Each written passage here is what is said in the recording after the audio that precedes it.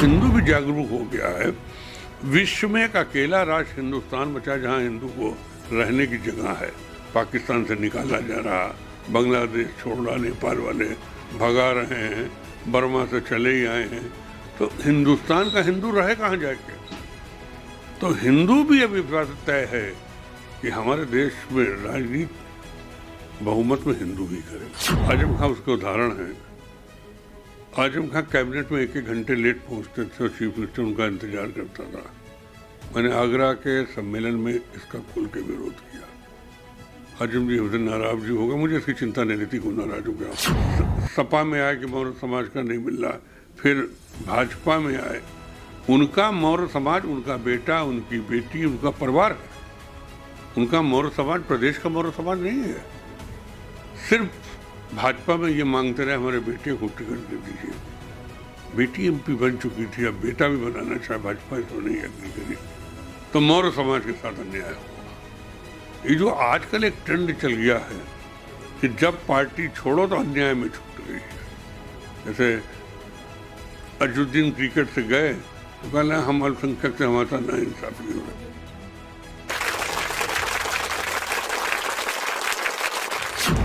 उत्तर प्रदेश में सियासी समर अब अपनी चरम की ओर बढ़ रहा है। ऐसे में जो राजनीतिक दिग्गज हैं वो क्या कर रहे हैं, किन रणनीतियों पर काम कर रहे हैं, जनता के बीच क्या संदेश दे रहे हैं, ये जानना लोगों के लिए ज़रूरी है, जिससे उत्तर प्रदेश के लिए एक बेहतर जनमत, बेहतर जनादेश तैयार हो सके।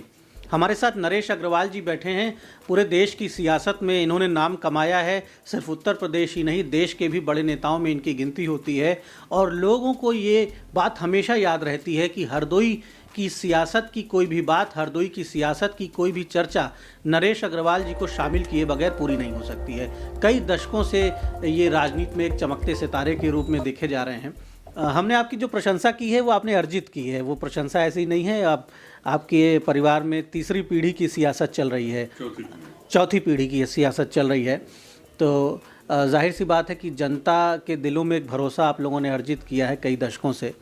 नरेश जी, मैं जानना चाहूँगा कि अपने परिवार का जो राजनीतिक इतिहास है, आपके परिवार में सियासत कैसे शुरू हुई, कैसे राजनीति में परिवार ने, आपके पूर्वजों ने कदम रखा?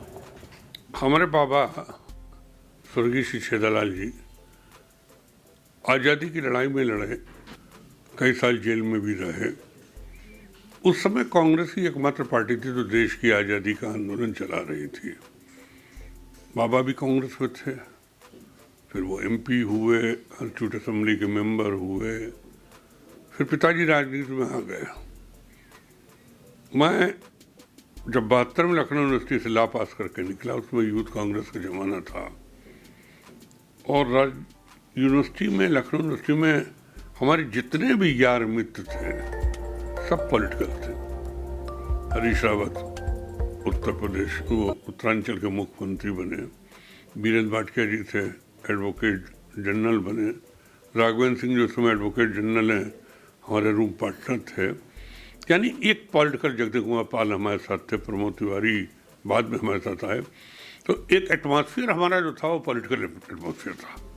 और चूँकि पिताजी भी कांग्रेस से एमएलए थे, तो मैंने यूथ कांग्रेस ज्वाइन की, यूथ कांग्रेस का अध्यक्ष बना, और धीरे धीरे राजनीतिक जन्म होता चला गया हमारा, जो आज इस रूप में यहाँ पर दिखाई दे रहा है। अब जो कोई अखबार वाला हमारी प्रशंसा करता है तो हम लगता है कि हाँ, हमने कुछ अर्जित किया। हाँ, इसीलिए हमने इस शब्द का प्रयोग किया कि राजनीति एक ऐसा क्षेत्र है जहाँ पर यदि आप लोकप्रिय हैं, यदि आपको लोग मानते हैं और लगातार आपको सफलता मिलती है, तो ये जाहिर सी बात होती है कि आपने कुछ अर्जित किया है। क्योंकि राजनीति में और भारत जैसे लोकतंत्र में, जहाँ जनता अक्सर अपने फैसले बदल देती है, हर 5 साल पर बहुमत की नई सरकारें आ जाती हैं, नए दलों को अवसर दे देती है, तो वहाँ पर लगातार स्थापित रहना एक मुश्किल काम है। नरेश जी, अब राजनीति में आपकी गिनती अब बड़े नेताओं में, बल्कि मैं कहूं कि अब संरक्षकों की श्रेणी में आप धीरे धीरे जा रहे हैं। उत्तर प्रदेश ही नहीं, देश के वरिष्ठ नेताओं में आपका नाम लिया जाता है। उत्तर प्रदेश के चुनाव को इस बार किस तरह से देख रहे हैं? 2017 की तुलना में 22 का चुनाव कैसे अलग है? देखिए, 2017 में हम समाजवादी पार्टी में थे, और जिस तरीके से अल्पसंख्यकवाद करके समाजवादी पार्टी सरकार चला रही थी, मैंने हरदम समाजवादी पार्टी को इसका विरोध किया। आजम खां उसके उदाहरण हैं। आजम खां कैबिनेट में एक घंटे लेट पहुंचते थे और चीफ मिनिस्टर उनका इंतजार करता था। मैंने आगरा के सम्मेलन में इसका खुल के विरोध किया। आजम जी हमसे नाराज जी होगा, मुझे इसकी चिंता नहीं रहती को नाराज हो गया। अमर सिंह हमसे नाराज तो होते रहे, हमसे क्या अंतर पड़ता है, हमारा तो कुछ छीन के ले नहीं जाएंगे। मैं मना करता रहा कि ये तुष्टीकरण की राजनीति बंद कर दीजिए, ये हम लोगों को बहुत डैमेज करेगी। लेकिन नेताजी मुजफ्फरनगर कांड के बाद जितना खुले तुष्टीकरण की राजनीति में, मैं ताज्जुब में पड़ गया। करोड़ों रुपया सिर्फ मुजफ्फर में एक जात को बांट दिया गया, पार्टी की तरफ से करोड़ों रुपए दे दिया गया कि देखो उस जात में कोई आदमी कहीं घायल तो नहीं है, किसी की दुकानें तो नहीं जल गई हैं, जबकि सबके बारे में ऐसा देखना चाहिए। अच्छा, आप मानते हैं ये अल्पसंख्यकवाद था समाजवादी पार्टी का अखिलेश यादव का, या मुस्लिमवाद था? ये अल्पसंख्यकवाद होता तो सरदार भी होते, जैन भी होते, लेकिन ये तो शुद्ध मुस्लिमवाद था। और एक बात मैं बहुत साफ कर देना चाहता हूं, अब तुष्टीकरण की राजनीति हिंदुस्तान में जो पार्टी करेगी वो पार्टी किनारे होती चली जाएगी। हिंदू भी जागरूक हो गया है। विश्व में एक अकेला राष्ट्र हिंदुस्तान बचा जहां हिंदू को रहने की जगह है। पाकिस्तान से निकाला जा रहा, बांग्लादेश छोड़ रहा, नेपाल वाले भगा रहे हैं, बर्मा से चले ही आए हैं, तो हिंदुस्तान का हिंदू रहे कहाँ जाके? तो हिंदू भी अभी तय है कि हमारे देश में राजनीति बहुमत में हिंदू ही करेगा। नरेश जी, आपका बहुत लंबा राजनीतिक जीवन है और आपके पिताजी, आपके बाबा जी भी राजनीति में थे और देश के लिए बड़ा योगदान भी आपके परिवार ने दिया, स्वतंत्रता संग्राम से लेकर आज तक। अलग अलग दलों को भी आपने देखा, कई पार्टियों में आपने काम किया। ये जो पूरा राजनीतिक अनुभव है, इसका निचोड़ क्या है? देश के हित में निष्पक्ष भाव से, अपने हितों को अलग रख के अगर देखा जाए तो देश के हित में किस राजनीतिक विचारधारा को आप पाते हैं? देखिए, हम ये भी नहीं सहमत है कि हिंदूवाद किया जाए, लेकिन मुस्लिम को जिस तरह इस्तेमाल किया गया, मुझे जब कांग्रेस का चुनाव निशान गाय बछड़े से हाथ का पंजा हुआ तो नारा दिया गया अली का पंजा आलीशान, कांग्रेस पार्टी का यही निशान। मैंने उस समय भी पार्टी में कहा था, आप इसको अली या भगवान से मत जोड़िए पंजे को, क्योंकि हमारे तो सब देवी भगवान पंजे से आशीर्वाद देते हैं, तो फिर अली का पंजा आलीशान क्यों हो गया? हमारे शंकर जी का पंजा क्यों नहीं आलीशान हो गया? गणेश जी का पंजा क्यों नहीं आलीशान हो गया? भगवान राम का क्यों नहीं हो गया? मैंने उस समय से इस चीज़ का विरोध किया था। और मुसलमानों से मैं हर दो में कहता था कि तुम्हें एक बात चाहिए, सुरक्षा। तुम खुद कमाते हो, तुमसे हमें कुछ नहीं चाहिए, हम सुरक्षा तुमको प्रदान करेंगे। तो हर दो के मुसलमान भी हरदम हमारे साथ रहे। तो खाली ये कह देना कि मुस्लिम का तुष्टीकरण करेंगे तभी हम राजनीति में जिंदा रहेंगे, मैं इस ओपिनियन गलत मानता हूँ। और मैं आज भी कह देता हूँ, मोदी जी को हटाना इतना आसान नहीं है। मोदी जी को हटाने के लिए भी राहुल गांधी को बहुत बड़ा कद बनाना पड़ेगा, जिसके लिए उनके पास उम्र है। मोदी जी हम एक ही उम्र के, हमसे 1 साल बड़े हैं। ये जो राजनीति में आज नए युवा लोग आए हैं, ये बहुत जल्दी सब पा लेना चाहते हैं। संघर्ष का जीवन नहीं, पिता बाप की बदौलत ये सब लोग खानदान की बदौलत राजनीति में आए हैं। ये लाइन मिटाना चाहते हैं, लाइन बड़ी नहीं खींचना चाहते हैं। अपने विचार जनता को जैसे नहीं देना चाहते कि जनता समझे कि इनके विचार देश के हित में है। लेकिन अगर हिंदुस्तान को जातवाद में बांटकर हिंदुस्तान को इस माहौल में ले चल के अगर सब राष्ट्रीय पार्टियां चलेंगी तो इसमें देश का नुकसान होगा, देश का फायदा होने नहीं जा रहा है। इसी मारे मोदी जी ने अपनी किसी योजनाओं में जातियों का आधार नहीं लिया, उन्होंने सब गरीबों को योजनाएं दी। मैं मुसलमानों से पूछता तुमको मिली? कहते हैं हाँ। दलितों से पूछता मिली? कहते हैं हाँ। सबसे ज़्यादा तो उन्हीं को योजनाओं का लाभ मिला। तो जब हमारी सरकार किसी बात का भेदभाव नहीं कर रही है, तो वोटिंग में भेदभाव दुर्भाग्य है कि इस उत्तर प्रदेश में मुसलमान का वोट चाहिए तो सपा में चले जाइए, यादव का वोट चाहिए तो सपा में चले जाइए, दलित का वोट चाहिए जाटव समाज का तो मायावती जी के साथ चले जाइए। तो अगर जातियों के आधार पर पार्टी टिकी है, और पार्टियों में कोई विचार नहीं, कोई आचार नहीं, कोई डिस्कशन का पॉइंट नहीं। राजनीति बिंदु के आधार पर होना चाहिए, चर्चा के आधार पर चाहिए, पॉलिसीज के आधार पर होना चाहिए। लेकिन जात के आधार पर जिस तरह राजनीति हो रही है वो देश के लिए बहुत खतरनाक है। मैं इसको देशवासियों से मेरी यही कहना है, अपील है, इसको बंद कराइए इस देश में। अगर जातीय आधार पर ये सब चला तो देश कहीं कहीं नीचे जाएगा, ऊंचे नहीं बढ़ेगा। उत्तर प्रदेश देश का सबसे बड़ा प्रदेश है और ये कहा जाता है कि जो पार्टी उत्तर प्रदेश में सफल हो जाती है वो पार्टी केंद्र में भी उसका वर्चस्व रहता है। इस बार बड़ी घेराबंदी बीजेपी के खिलाफ हो रही है और अखिलेश यादव उस घेराबंदी का नेतृत्व करते हुए दिखाई पड़ रहे हैं उत्तर प्रदेश में। उनका मनोबल भी काफ़ी ऊंचा है, लगातार वो बयान दे रहे हैं कि 10 मार्च को बीजेपी साफ होगी और वो बहुमत से आएंगे।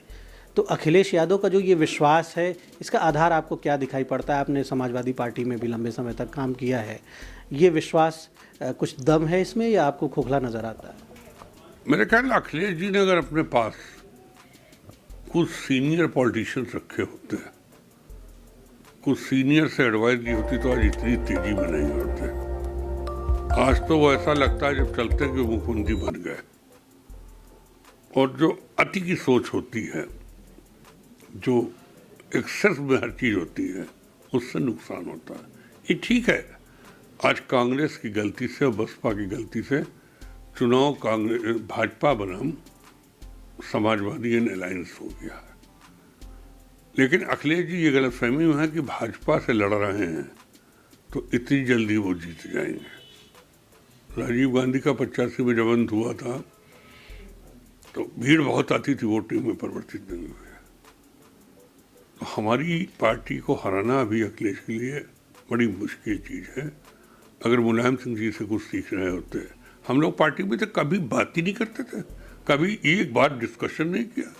राम गोपाल जी पार्टी के बहुत बड़े नेता थे, कभी तो उनको नीचे में नहीं बैठाला गया। तो अकेले कुछ लड़कों के दम पर पॉलिटिक्स करना है तो इसमें बहुत बड़ा धोखा होगा, बड़ी गलतफहमी उनके सामने आएगी। और अभी यूपी से भाजपा हटाना अखिलेश के लिए संभव नहीं है। अच्छा, आपका अनुभव क्या कहता है? क्या अखिलेश जी बड़ों का सम्मान नहीं करते हैं? दम्भ है उनके अंदर, घमंड है किसी बात का? उन्हें ये लगता है कि उत्तर प्रदेश के मुसलमानों के पास कोई पॉलिटिकल ऑप्शन नहीं है, यादवों के पास कोई राजनीतिक विकल्प नहीं है, तो दो बड़े वोट बैंक सेगमेंट उनके साथ हैं, इसलिए क्या एक अति आत्मविश्वास या एक दम्भ है, राजनीतिक दम्भ है, ऐसा आप कहना चाहते हैं? मैंने पहले कहा था, अगर उन्होंने सीनियर राजनीतिक लोगों से, और सीनियर तो उन्होंने सब खत्म कर दिए, शिवपाल हटी गए, राम गोपाल किनारे हैं, हम पार्टी से बाहर हो गए, बलराम यादव को घर बैठाल दिया, तो एक तरीके से जो नेताजी ने सीनियर लोगों को बनाया था, अमर सिंह पाटिल निकल गया, तो बेनी प्रसाद जी हैं नहीं, तो कोई एक सीनियर नाम तो हमें बता दो जिसमें अखिलेश राय लेते हो। वो लड़के जो लड़कों के पास 2 मिनट का एक्सपीरियंस ना हो, जो सत्ता में रुपए पैदा करने आए हैं, वो अगर तुम्हारे एडवाइजर होंगे तो क्या एडवाइस देते होंगे? जो अखिलेश जी मुख्यमंत्री थे, एक दिन हम बैठे उनसे डिस्कस कर रहे थे, एक उनके जॉइंट सेक्रेटरी आए और वो राय देने लगे मुख्यमंत्री को कि आप ऐसा करिए साहब, इससे अच्छा होगा। तो मैंने कहा क्या तुम एडवाइजर हो गए मुख्यमंत्री के? तो वो चौंका। तो मैंने अखिलेश जी से कहा, एक हमारी बात जिंदगी में मान लीजिएगा, इन अधिकारियों की एडवाइस पर जो मुख्यमंत्री चला उसका हश्र बहुत खराब होता है। ये तो यस हुजूर, यस सर, इन्हें क्या मालूम है कि कौन आ रहा कौन आ रहा? इन्हें तो सत्ता से मतलब है, अच्छी पोस्टिंग से मतलब है। ये किसके लॉयल है? और हमारी भी पार्टी में गलती हुई है, उसकी वजह से आज पार्टी को इतना टफ चुनाव दिखाई दे रहा है। अगर पार्टी ने वर्करों पर विश्वास किया होता, सरकार ने वर्कर पर विश्वास किया होता, तो चुनाव तो एक तरफा उत्तर प्रदेश में था, क्योंकि योगी जी ने कम नहीं किया। कानून व्यवस्था एक सबसे बड़ा मुद्दा था जिसमें योगी जी 100 में 110 नंबर पा सकते हैं। डेवलपमेंट केंद्र सरकार ने सबसे ज़्यादा उत्तर प्रदेश का किया। और आज जो एक्सप्रेस वे उत्तर प्रदेश में बन रही है, प्रधानमंत्री जी उस दिन हमसे कह रहे थे अभी हम 2-3 और एक्सप्रेस वे बनवाएंगे उत्तर प्रदेश में। तो अगर उत्तर प्रदेश का हर जिला एक्सप्रेस वे से जुड़ गया तो विकास के रास्ते तो उत्तर प्रदेश में इतने खुले कोई सोच ही नहीं सकता। जैसे पूरा वर्ल्ड हिंदुस्तान पर जुटा हुआ है क्योंकि अर्थव्यवस्था में सबसे बड़ा देश हिंदुस्तान है, सबकी मार्केटिंग हिंदुस्तान है। वैसे हिंदुस्तान में सबसे बड़ा प्रदेश है तो उत्तर प्रदेश है, और सबकी मार्केटिंग यही होगी अगर सरकार चाहे तो। उत्तर प्रदेश निसंदेह संभावनाओं का प्रदेश कहा जाता है, भारत का हृदय है, क्योंकि इतनी बड़ी जनसंख्या, कई देशों से बड़ी जनसंख्या उत्तर प्रदेश की है। इस बार जो चुनाव है उसमें अखिलेश यादव ने बीजेपी के कई लोगों को तोड़ा, कुछ विधायकों मंत्रियों को तोड़ा, जातीय छत्रपों को आगे करके हिंदू समाज को एक विभाजित करने का प्रयास किया कि स्वामी प्रसाद मौर्य आगे आ गए, वो कहने लगे कि मौर्य समाज को इंसाफ नहीं मिला, ओबीसी को इंसाफ नहीं मिला। इसी तरह कुछ और लोगों को, तो दलितों और ओबीसी को एक बार फिर से यहाँ पर उनका एक राजनीतिक इस्तेमाल किया जा रहा है सत्ता प्राप्त करने के लिए, और उनको ये कहा जा रहा है कि आपको इंसाफ नहीं मिला तो आप भाजपा को छोड़िए, हमारी तरफ आइए। पिछली बार भाजपा ने सर्व समाज को एकजुट करके एक बड़ा बहुमत हासिल किया था। तो ये जो कास्ट पॉलिटिक्स है, इसको आप किस तरह देख रहे हैं? क्या इससे कुछ नुकसान हो रहा है बीजेपी का? देखिए, मुझे हंसी आती है। या तो स्वामी प्रसाद मौर्य को घोषणा कर दिया होता कि मुख्यमंत्री उत्तर प्रदेश का बनाएंगे तो मौर्य समाज में कुछ संदेश जाता। यही घोषणा करते हैं हमने अपना उप मुख्यमंत्री बनाएंगे और गृह मंत्रालय देंगे, फला मंत्रालय देंगे। स्वामी प्रसाद तो रंग बिरंगी चिड़िया हैं। पहले समाजवादी पार्टी में थे, फिर बसपा में गए कि मौर्य समाज को नहीं, फिर बसपा छोड़ के सपा में आए कि मौर्य समाज का नहीं मिल रहा, फिर भाजपा में आए। उनका मौर्य समाज, उनका बेटा, उनकी बेटी, उनका परिवार है। उनका मौर्य समाज प्रदेश का मौर्य समाज नहीं है। सिर्फ भाजपा में ये मांगते रहे हमारे बेटे को टिकट दे दीजिए। बेटी एमपी बन चुकी थी, अब बेटा भी बनाना चाहे, भाजपा इसमें नहीं एग्री करी, तो मौर्य समाज के साथ अन्याय हुआ। ये जो आजकल एक ट्रेंड चल गया है कि जब पार्टी छोड़ो तो अन्याय में छूट गई है। जैसे अजुद्दीन क्रिकेट से गए तो कहना हम अल्पसंख्यक से हमारे साथ नाइंसाफी हो रही है।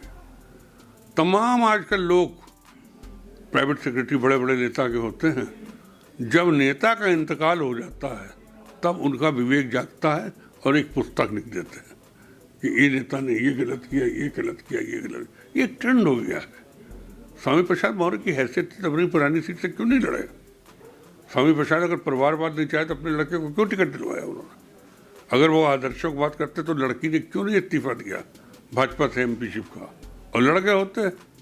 तो इतना करे नहीं है स्वामी प्रसाद में, नहीं। उनका तो रहने वाले रायबरेली चुनाव लड़ रहे हैं, गोरखपुर के पास फाजिल नगर, महाराजगंज में जाके, तो कुशीनगर में जाके लड़ रहे हैं। तो ऐसा आदमी जिसका पैर कहीं, सर कहीं, शरीर कहीं, उसको बिना रीढ़ का हम आदमी कहते हैं, उसके जाने से कौन समाज चला जाएगा? उनसे बड़े तो केशव प्रसाद मौर्य हमारे यहाँ डिप्टी सीएम है, अधिकार है, चले अपना विभाग चलाया तो उन्होंने सड़कें दी, तो उनसे बड़े नेता मौजूद हैं। और उन्होंने जो तोड़े तो बीजेपी का दिग्गज कौन टूट के गया? बीजेपी में पिछली बार अवसरवादी आ गए थे। पिछली बार बीजेपी जो सत्ता में आई है तो 80% बाहरी लोगों की बदौलत आई है, तो उन बाहरी में कुछ लोग चले गए, लेकिन बीजेपी का हार्ड वर्कर कौन गया? ये तो हमको बताएं, अखिलेश जी ने किसको तोड़ लिया? और हम पार्टी इस पे हो कि हमने उनका ये तोड़ लिया, हमने उनका ये तोड़ लिया, तो हम मजबूत हो गए, तो फिर तुम क्या हो? हम हरदोई में कहें कि हमने 6 तोड़ लिए, अब हम मजबूत हो गए, तो इसके पहले मतलब हम कमज़ोर थे। तो अखिलेश जी अपने को कमज़ोर मानते, तभी तो स्वामी प्रसाद को तोड़ लिया, दुद्दी प्रसाद को तोड़ लिया, या फला उन्होंने तोड़ लिया। तो इनके तोड़ने से अगर तुम मजबूत हो रहे हो तो तुम्हारा क्या बेस है? बल्कि होना ये चाहिए कि उनके पास आकर वो मजबूत हुआ है, ना कि उसके आने से हम मजबूत हुए। अगर अखिलेश की ये स्थिति है कि इन सब के आने से समाजवादी पार्टी मजबूत हो रही है, तो भगवान अखिलेश का भला करे। अच्छा, उत्तर प्रदेश में ही नहीं, उत्तर भारत में वैश्य समाज जो हमारा है वो एक प्रोग्रेसिव सोसाइटी है और देश की अर्थव्यवस्था में बड़ा योगदान है उनका। पुराने समय से ही भारत में, भारत के विकास में, मंदिरों में, धर्मशालाओं में, भारत के ओवरऑल सांस्कृतिक विकास में भी वैश्य समाज ने बढ़ चढ़ कर योगदान दिया। इधर लंबे समय से राजनीति में वैश्य समाज जो है वो थोड़ा सा इग्नोर किया गया है पॉलिटिकल पार्टीज़ के द्वारा, ऐसा दिखाई पड़ता है। बहुत कम संख्या में सांसद, विधायक या मिनिस्टर्स। आपने फिर भी विषम परिस्थितियों में, मैं कहूँगा इस बात के लिए आपकी क्षमताओं की दाद देनी होगी कि उत्तर प्रदेश में जहां वोट बैंक बहुत बड़ा नहीं है वैश्य समाज, फिर भी आपने स्वयं को सभी के साथ तालमेल बना के, सभी वर्गों के साथ तालमेल बना के एक बड़े नेता के रूप में आपने और आपके परिवार ने स्थापित किया। तो जिस दिशा में ये देश जा रहा है, जहाँ पर अब जिसकी जितनी संख्या भारी उसकी बात हो रही है, लोकतंत्र का मूल है कि अगर किसी समाज का, किसी बिरादरी के अगर 100 लोग भी, 10 लोग भी हैं तो उनको भी बराबर सम्मान मिले। लोकतंत्र इसी पे है कि एक एक व्यक्ति की डिग्निटी कायम हो। उस दौर में स्वयं को एक बड़े नेता के रूप में स्थापित किया आपने, तो वैश्य समाज का जो राजनीतिक भविष्य है वो किस तरह से दिखाई पड़ रहा है आपको? हमारे ख्याल वैश्य समाज को राजनीति में बहुत ज़्यादा इंटरेस्ट भी नहीं है। हम तो ढूंढते हैं। हमने वैश्य समाज के बहुत लोगों से कहा कि एक लड़के को हमको दे दीजिए राजनीति के लिए। यार कहना भैया कत्ती तनख्वाह होती, इससे ज़्यादा तो हम व्यापार में हमारा लड़का कमा लेगा। तो वैश्य समाज का शुरू में, आज़ादी के इतिहास में वैश्य समाज का बहुत बड़ा योगदान है। गांधी जी के नेतृत्व में, लाला लाजपत राय के नेतृत्व में वैश्य समाज, टीबी गुप्ता जी, वैश्य समाज के बहुत लोग इस आज़ादी की लड़ाई लड़े। आज़ादी की लड़ाई के बाद इस देश में बहुत स्तंभ रहे। लेकिन धीरे धीरे मैं देखता कि इस समाज की जो उपेक्षा की गई, इस मारे करी गई कि राजनीतिक जागरूकता समाज में नहीं। अब खुशी है कि समाज का वो छोटा वर्ग, हमारे समाज में अग्रवाल एक तरफ है और गुप्ता, केसरवानी, सब, अब तो हम सब लोग एक हो गए हैं, तो अब कुछ समाज में आई। लेकिन हमारे समाज के बारे में भी एक बड़ी फरी कहावत है और सत्य भी कहीं तक मैं समझता हूँ कि हमारे समाज को भाजपा का वोट बैंक मान लिया गया। तो और राजनीतिक पार्टी इस बारे हमारे समाज की उपेक्षा करती है, ये तो भाजपा का वोट है और भाजपा सोचती है हमारा वोट है, इसमें कौन सा बड़ा कंसंट्रेट करें। मैं भाजपा से कहा भाई हमने जब हम ज्वाइन करके गए थे कार्यकारिणी की बैठक में, उन्होंने प्रधानमंत्री से कहा कि वैश्यों की पार्टी है, ये बनियों की पार्टी कहलाती रही है। अब आप सबका साथ, सबका विकास की बात कर रहे हैं, लेकिन सबका साथ और सबके विकास से ऐसा ना हो वैश्य समाज किनारे हो जाए। मुझे खुशी है कि वैश्य समाज से अमित शाह जी, मोदी जी, सब लोग राजनीति के बड़े जगह बैठे हैं। तो वैश्य समाज में जो लोग इंटरेस्टेड, उनको जरूर हम कहीं ना कहीं हम अपनी तरफ से पूरी कोशिश करेंगे। एक राजनीति में आजकल बहुत खराबी हो गई है, अपने परिवार के अलावा दूसरे व्यक्ति के बारे में कोई चर्चा ही नहीं करता। राजनीतिक नेताओं का इतनी गिरावट आई है कि वो कहीं बात करने जाएंगे तो अपनी बात करेंगे, अपने परिवार की बात करेंगे। पहले कांग्रेस में सब में एक ग्रुप होते थे, लोगों को डेवलप किया जाता था और जब डेवलप होते थे तो उठते थे। हमें याद है पिताजी हमारे एमएलए थे, लेकिन हम यूथ कांग्रेस के अध्यक्ष थे तो अपने आप हम दफ्ती चिपका के नारे लिखते थे, झंडा अपने आप लगाते थे, दरी बिछाते थे, कुर्सी लगवाते थे। उस ट्रेनिंग से हम राजनीति में पले, तो हम जानते हैं कि कितने लोगों को, अगर हम हरदोई में सिर्फ अपने परिवार तक सीमित रहते तो हमारा नाम भी हरदोई से मिट गया होता और उत्तर प्रदेश से भी मिट गया होता। तो मैं लोगों से कहना चाहता हूँ कि एक तो ये भावना छोड़ दें, साथियों के बारे में बोलो, कहो, क्यों डरते हो कहने में? भाई हम कह तो सकते हैं हम वकील हैं, या हम वकील हैं तुम्हारे कह देते हैं और लोग वकील नहीं हैं। लेकिन इतना कहूँगा वैश्य समाज का इग्नोर होना बहुत अच्छा नहीं है।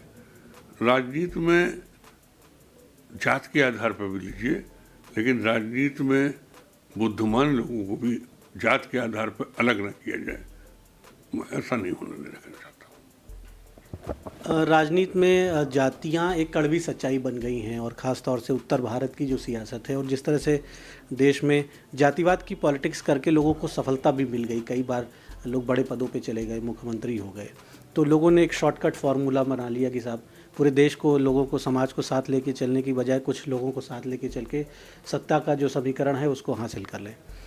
एक ट्रेंड रहता है हमेशा चुनाव के पहले हिंदुओं पर एक राजनीतिक प्रयोग किया जाता है कि जैसे अभी हमने चर्चा की, उनको SC ST OBC में बांट दो, जातियों में बांट दो, यादव को अलग खींचो।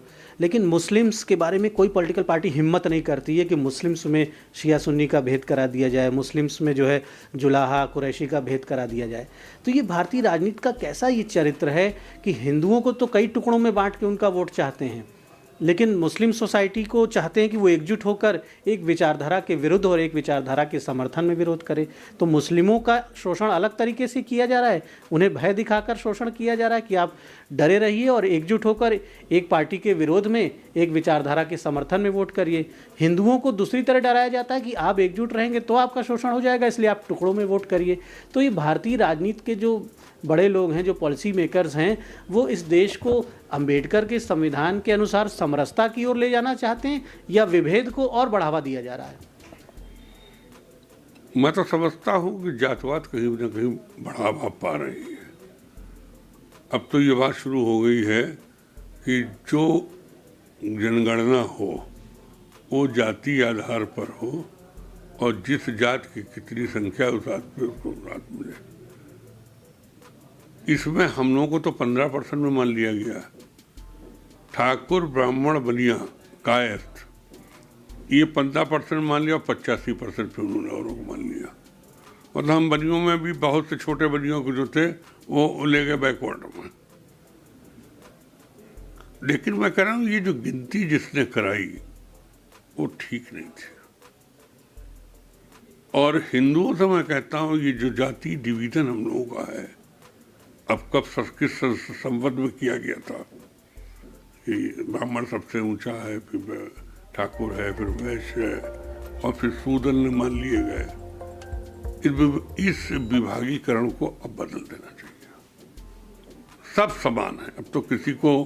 और अब मैं सोसाइटी में भी देख रहा हूँ, पहले हम लोगों के घर में बर्तन अलग रखे जाते थे। हम छोटे थे तो मुसलमान लोग आते थे, उनके लिए अलग कप आते थे, हिंदुओं में अलग कप आते थे। चलिए ये भेदभाव टूट, एक सोसाइटी का एक ये जो अंग था ये टूट गया। अब हर आदमी को हर जगह एक ही कप में एक ही खाने में खाना मिलता है। ये लोगों में नए फेस में ये आया। मैं कहूँगा अगर हिंदुओं ने अपना जाति डिवीज़न न रोका, मुसलमान एक कहलाएगा, सरदार एक कहलाएगा, जैन एक कहलाएगा। लेकिन हम सब ये वैश्य है, वैश्य में भी क्या है, सिंघल है, वो गर्ग है, ये गोयल है, ये मित्तल है। ये जो छोटा वर्गीकरण हम लोगों का हो रहा है ये हमको फिर गुलामी की ओर ले जाने का एक संकेत है। और जो विश्व का इस्लामीकरण की बात जो लोग सोचते हैं उनको इससे कोई ना कोई सफलता मिलेगी। मुसलमान भी, मैं कहता हूँ मुसलमान में शिक्षा की बहुत कमी है, अब तो कुछ बढ़ी है।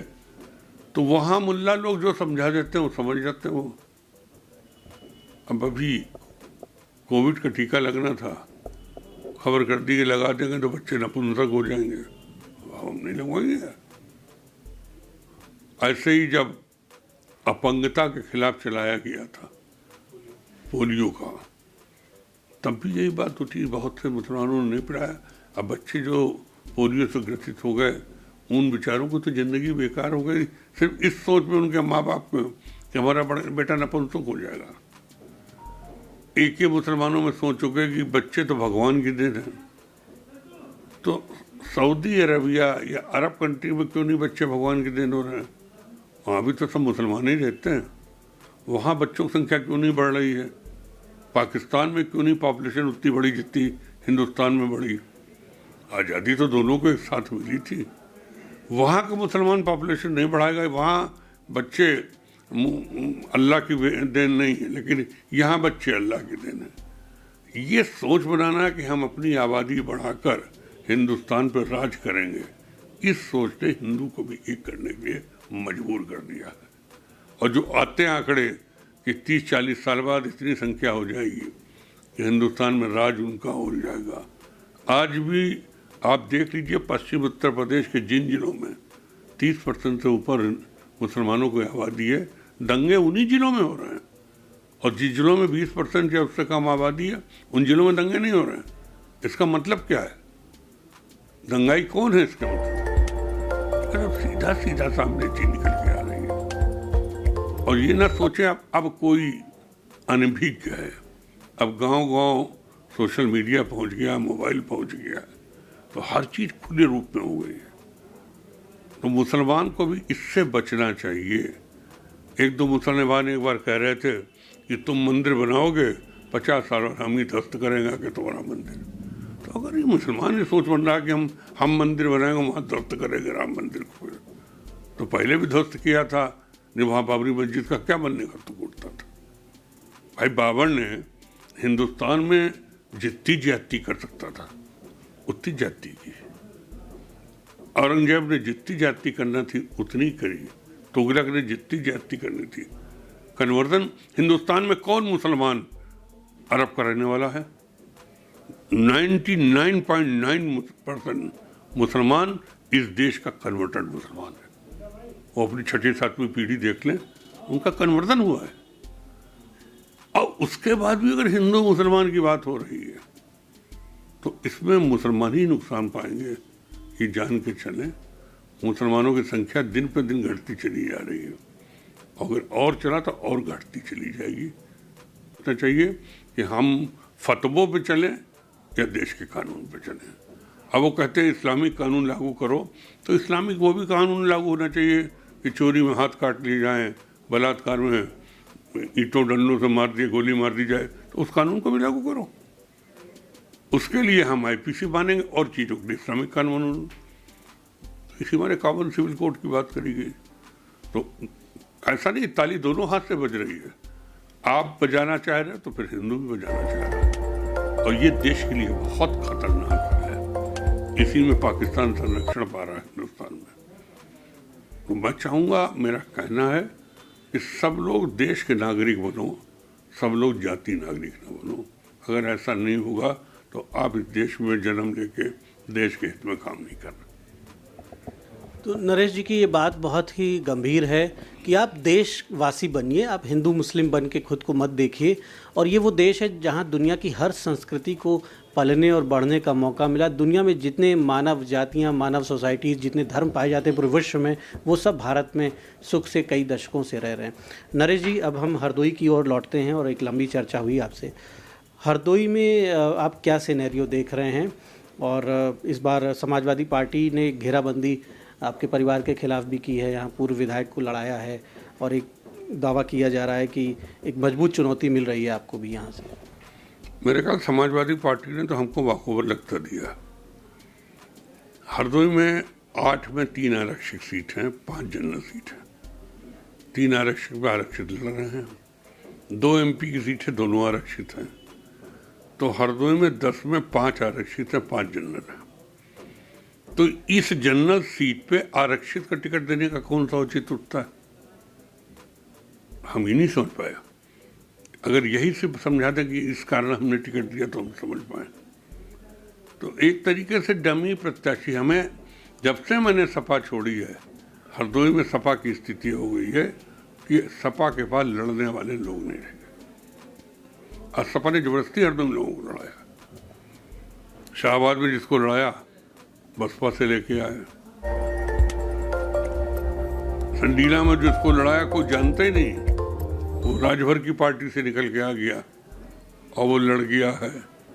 मल्लाबा में जिसको लड़ा रहे हैं वो हमने तो नाम ही नहीं सुना था, वो लड़ने लगा एकदम।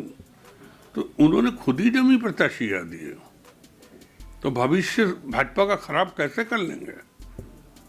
मैं अखिलेश जी से हरदम कहता था कि अखिलेश जी, राजनीति में स्तंभ मुश्किल से बनते हैं, और स्तंभ गिराओगे तो बिल्डिंग गिरेगी। तुमने स्तंभ गिराया, हमको अपमानित किया जय बच्चन जी से, तो वो जो तुमने स्तंभ गिराया, उस स्तंभ गिराने का टेस्ट भी तुमको मिलेगा। तो आप ये मान लीजिए हरदोई में 8 सीट पर जिताने का योगदान अखिलेश का है। और हम लोग तो जीतने के बाद जब जुलूस निकालेंगे तो अखिलेश की फोटो लगा लेंगे कि तुम्हारा भी सहयोग हमारे साथ है। तो नरेश जी को आपने सुना विभिन्न मुद्दों पर, और उत्तर भारत के, देश के, पूरे भारत के जो शीर्ष नेताओं में, लोकसभा में, राज्यसभा में, जब आप राज्यसभा में बोलते थे तो प्रधानमंत्री सभी लोग सुनते थे। और हरदोई को निश्चित तौर पर एक राजनीतिक पहचान आपकी वजह से मिली है। हरदोई की जब चर्चा कहीं भी होती है पूरे देश में तो आपका चेहरा स्वाभाविक रूप से लोगों के मन में आ जाता है। तो हरदोई के लोग इस बार कैसा फ़ैसला लेंगे, उत्तर प्रदेश के लोग कैसा फ़ैसला लेंगे, उस फैसले का प्रिंट आउट हमें 10 मार्च को देखने को मिलेगा। लेकिन ये ज़रूरी है कि उत्तर प्रदेश के लोग सजग रहें और सभी नेताओं की बात को सुनें, समझें और उत्तर प्रदेश के हित में, देश के हित में एक बेहतर फ़ैसला करें। और वोट डालने सब लोग बढ़ चढ़ कर जाएँ, बढ़ चढ़ कर वोट करें, ज़्यादा से ज़्यादा वोट करें। कोई भी मतदाता अपने घरों पर ना रुके, क्योंकि अगर आप वोट नहीं देते हैं देश के हित में तो आप देश के जिम्मेदार नागरिक नहीं कहे जाएंगे, गैर जिम्मेदार नागरिक कहे जाएंगे। ज़्यादा से ज़्यादा वोट देकर ही आप अच्छे प्रतिनिधियों को चुनेंगे और देश के लिए योग्य सरकार बनाएंगे। द इंडियन ओपिनियन के लिए हरदोई से दीपक मिश्रा।